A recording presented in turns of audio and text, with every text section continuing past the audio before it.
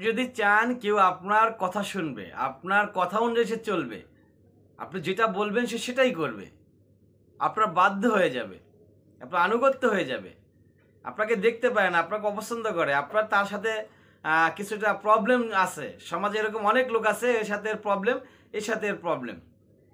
এই প্রবলেমগুলো সলিউশন করতে পারেন আপনি ঘরে বসেই, সলিউশন করতে পারেন। সূরা ইখলাস 3 বার পাঠ করবেন।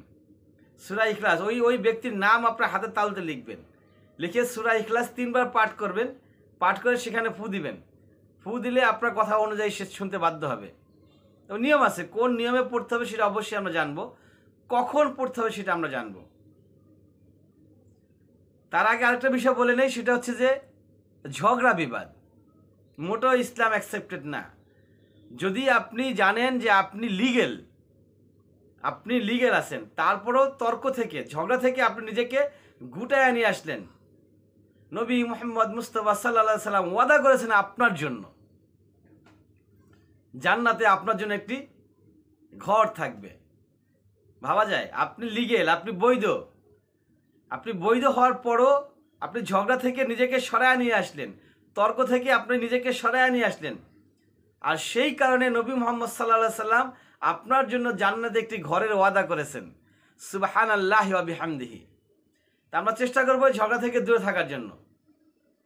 নবী মুহাম্মদ সাল্লাল্লাহু আলাইহি সাল্লাম আরও বলেছেন, নামাজের চাইতে দামি, রোজার চাইতে দামি, হজের চাইতে দামি, জাকাতের চাইতেও দামি, দান সদকার চাইতেও দামি হচ্ছে 2 ব্যক্তি গন্ডগোল লেগে গেছে, ঝগড়া লেগে গেছে, ওই 2 ব্যক্তির ঝগড়াটাকে মিটাইয়া দেওয়া, দুজনকে মিলিয়ে দেওয়া। এটা হচ্ছে নামাজ, রোজা, হজ, জাকাত, দান সদকার চাইতেও দামি বেশি।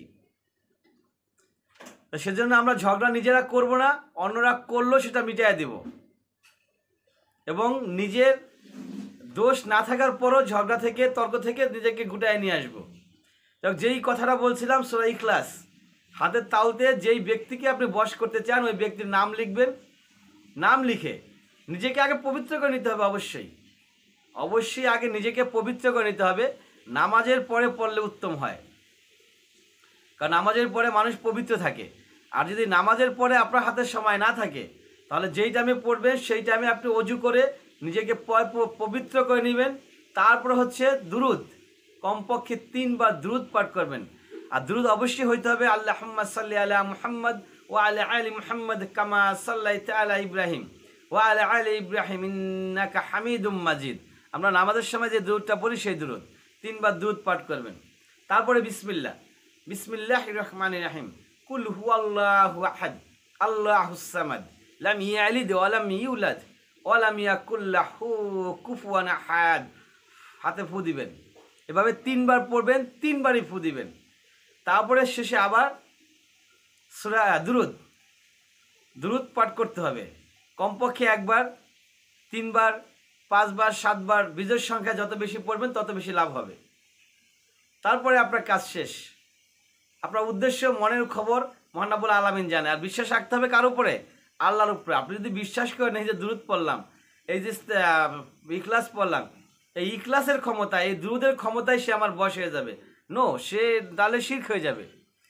আপনার বিশ্বাস রাখতে হবে আল্লাহর উপর, যে আমি আল্লাহর এই গুণ কীর্তন করলাম, আল্লাহর পরিচয় সম্পর্কে বললাম। সূরা ইখলাস হচ্ছে আল্লাহর পরিচয়, সম্পূর্ণ ইখলাসে আল্লাহর পরিচয় বর্ণনা করা হয়েছে। আল্লাহর এই পরিচয় আমি বর্ণনা করলাম। এই পরিচয়ের বর্ণনার উসিলায় মহান রব্বুল আলামিন ওই ব্যক্তিকে আমার বশ করে দিবেন, তাহলেই কাজ হয়ে যাবে ইনশাআল্লাহ তাআলা। সবাই আমল করার চেষ্টা করবেন, নামাজ পড়ার চেষ্টা করবেন। 5 ওয়াক্ত নামাজ বাদ দেওয়া যাবে না। নামাজ ছাড়া মুসলমান থাকাই যাবে না। মুসলমান হইতে হলে প্রথম শর্ত হচ্ছে নামাজ। ওয়া আখির দাওয়ানা আলহামদুলিল্লাহি রাব্বিল আলামিন।